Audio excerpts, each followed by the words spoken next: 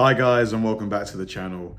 In this video, we're going to react to two cold cases that were finally solved. Now, it must be really hard to solve these kind of cases where the leads go cold, you're not getting any new information, and it just must be, quite a challenge for the detectives as well, because you don't want to leave a case open, especially if there's been like victims as a result of what happened. I'm sure they really get a lot of satisfaction, not just for themselves, but from the victims, their families and stuff like that. So it's going to be quite interesting just to see how these cases were solved, like what new information they found that kind of, was the light bulb moment for them. It's going to be a really interesting one.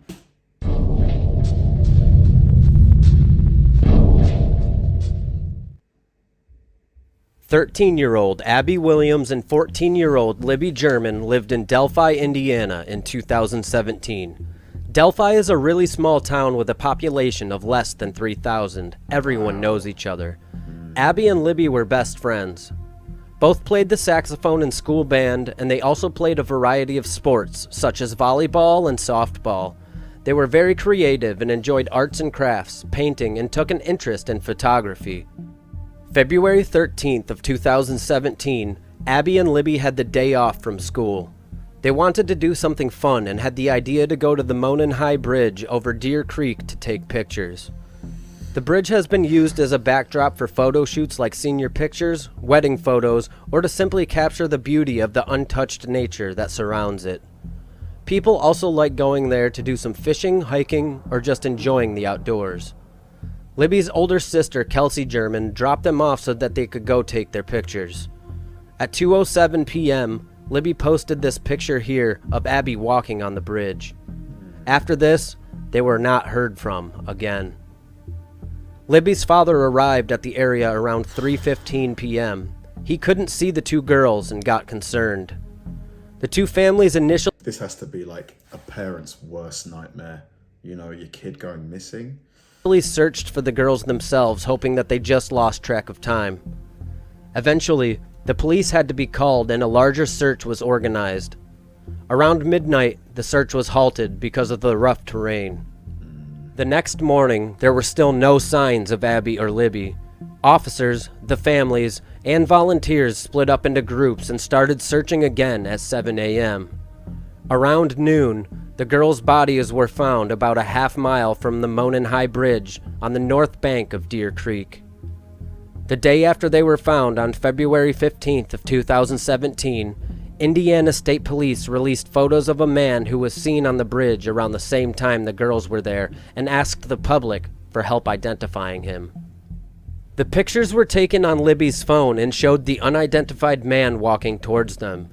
7 days later, investigators released an audio recording of a male saying, "Down the hill," asking for anyone who can identify the voice to come forward. Down the hill.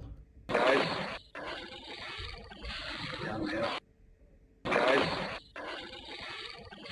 Down the hill.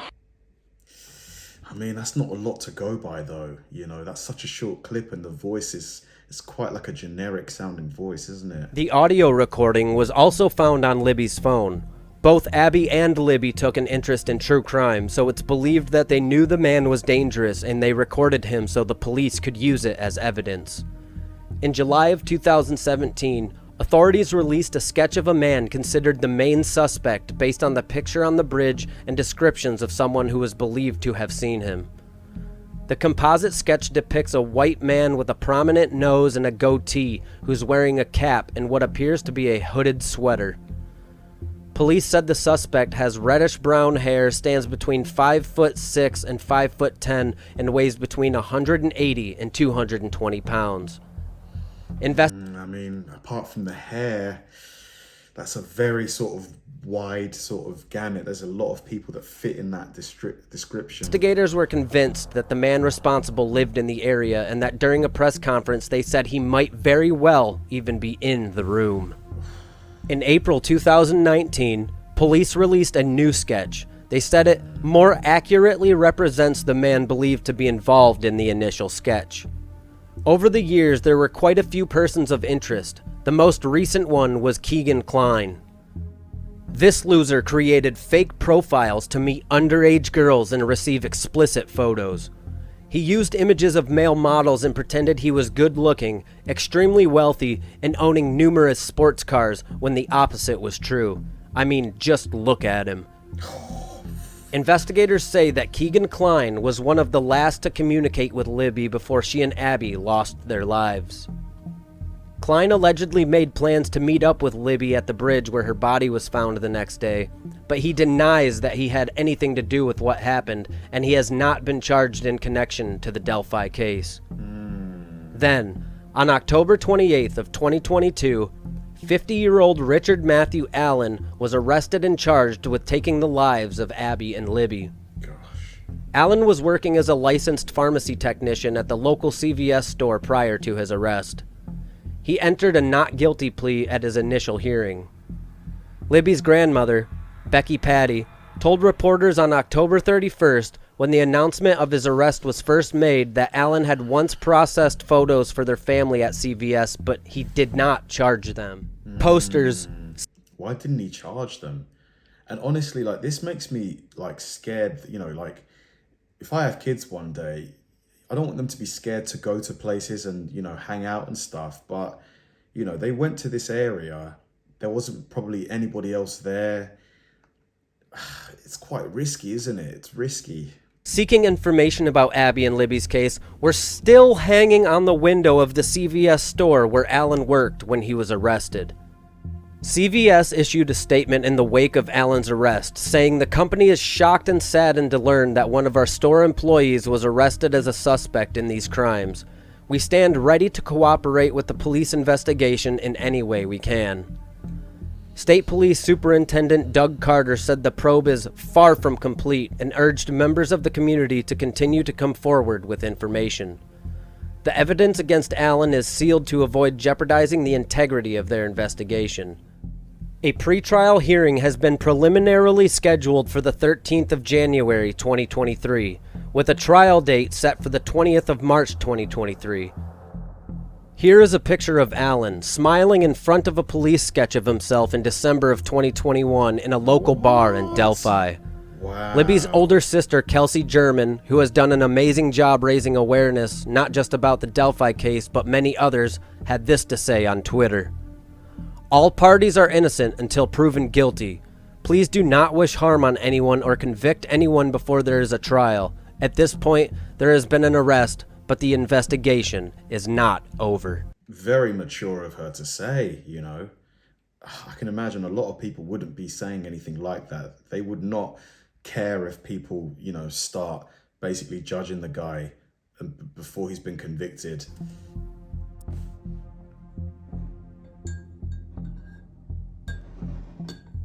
"25-year-old Sandra DeFelice lived in Las Vegas, Nevada in 1980 with a roommate.